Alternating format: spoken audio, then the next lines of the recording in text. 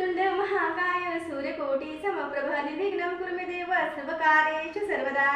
तर आज आहे अंगारक योग। अंगारक योगावर श्री गणपती बाप्पाची सेवा खूप फलदायी असते। अंगारक योगावर आपल्या मुलांसाठी तर या अंगारक योगावर तुम्हाला काय करायचं आहे, गणपती मंदिरात जाऊन गणपती बाप्पाचा मान सन्मान करायचा आहे।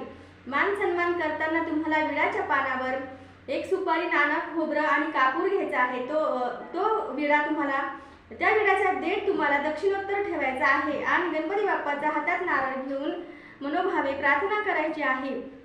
आपल्या मुलांची शैक्षणिक प्रगती असो किंवा कोणतेही कार्य असो, त्या कार्यांमध्ये अडथळे न येण्यासाठी तुम्हाला ही सेवा करायची आहे। परत घरी आल्यानंतर आपल्या देवघरातील गणपती बाप्पाच्या मूर्तीवर तुम्हाला आवर्तन घेऊन झाल्यानंतर तुम्हाला हात जोडून फलश्रुती म्हणायची आहे। फलश्रुती म्हणून झाल्यानंतर तुम्हाला गणपती बाप्पाची गुळ खोबऱ्याने आणि धूप दीपाने फूल अर्पण करून पंचोपचार पूजा करायची आहे। ही पंचोपचार पूजा झाल्यानंतर तुम्हाला आरती 21 मोदकांचा नैवेद्य दाखवून आरती करायची आहे। तर हा उपवास आपण चंद्रोदयानंतरच सोडतो, तसंही हा उपवास तुम्ही चंद्रोदयानंतरच सोडायचा आहे।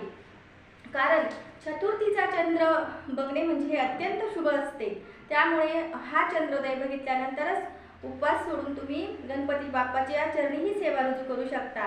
आणि ओम गंग गणपते मंत्र हा तुम्हाला 108 वेळा जपायचा आहे। आपली मुलं लहान असतील तर आपणच ही सेवा करायची आहे, आईनेच ही सेवा करायची आहे।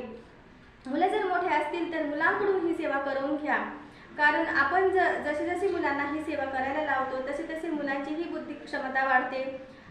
तर आपण केलेल्या सेवेचं फळ मुलांनाही भेटतं, पण मुलांनीच केलेल्या सेवेचं फळ हे मुलांनाच भेटतं। त्यामुळे मुलं जर मोठी असली तर ही सेवा तुम्ही मुलांकडून करून घ्या। आणि एक विशेष मंत्र आहे, मंगलमूर्ती विघ्नहरा दुरितनाशना कृपा करा। या मंत्राचा तुम्हाला 108 वेळेस पठण करायचं आहे। गणपती बाप्पाला तुम्हाला उकडीच्या मोदकाचा सुद्धा नैवेद्य दाखवायचा आहे किंवा आपण साधे गुळ खोबऱ्याचा सुद्धा नैवेद्य दाखवायचा आहे। तर अशा या अंगारक योगावर तुम्हीही आपल्या मुलांसाठी अभ्यासात प्रगती होण्यासाठी ही सेवा अवश्य करा। या सेवेने घरातील आर्थिक अडचणी सुद्धा दूर होतात, शुभ कार्य सुद्धा चांगले पार पडतात, तरी या सेवेने बरेच लाभ होतात। तर या अंगारक योगावर आलेली ही चतुर्थीचा भरपूर लाभ घ्या। श्री स्वामी समर्थ।